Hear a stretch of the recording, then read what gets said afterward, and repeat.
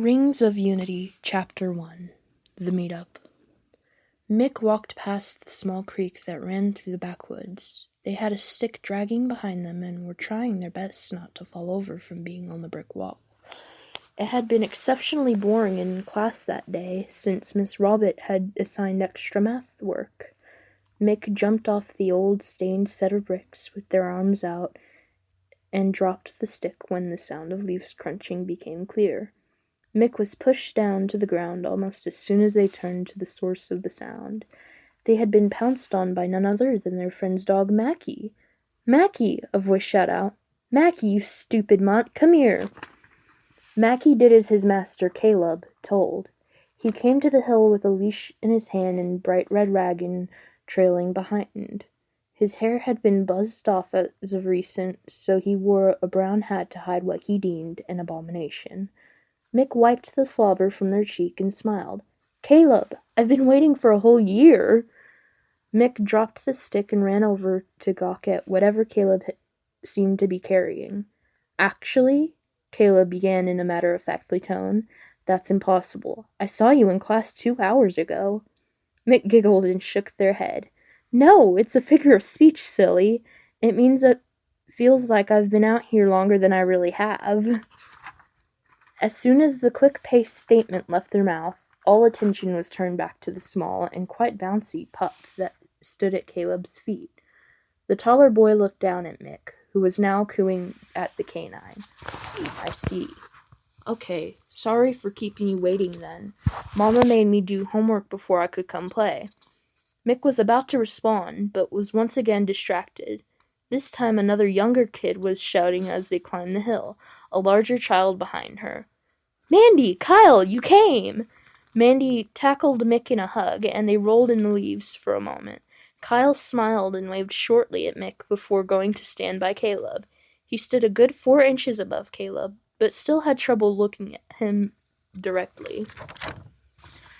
Caleb shook his head in a disapproving way and turned to his red wagon again. Kyle watched intently as the younger boy picked up a small brown box. The lid was a bit worn, and you could barely even tell it was a game anymore.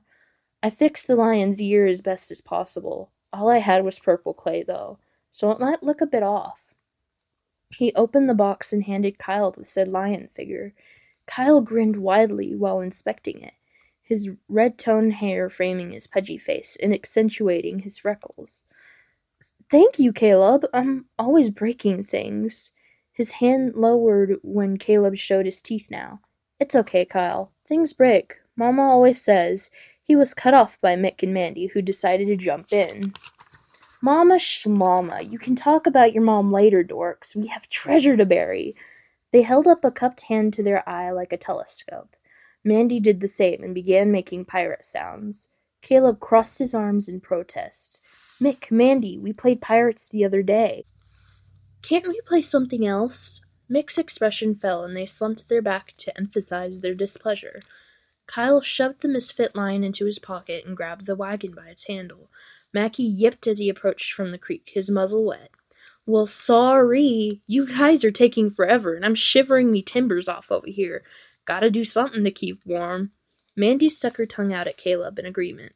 As they continued to bicker, Mackie turned quickly to the trees and began to bark wildly. The children grew quiet when a distant explosion could be heard.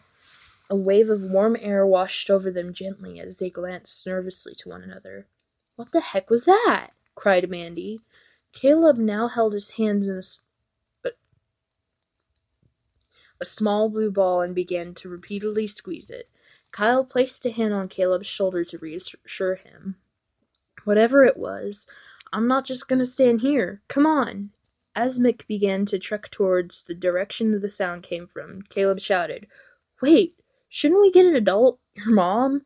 He was beginning to start another quarrel, but unfortunately he wouldn't win this time. Mick rolled their eyes and crossed their arms. "We've been over this, Caleb. Mom doesn't even care. I'm pretty sure if I was abducted by purple man-eating bears, she'd still say she was too busy." Kyle gasped, and then the two were previously in an argument turned to him. He had a look of shocking curiosity that gleamed in his teal eyes. He pointed towards the top of the tree line to a thick stream of dark gray smoke. Mandy looked over to Mackie, who was now dead quiet and hiding underneath the wagon. "Guys, we gotta go check this out."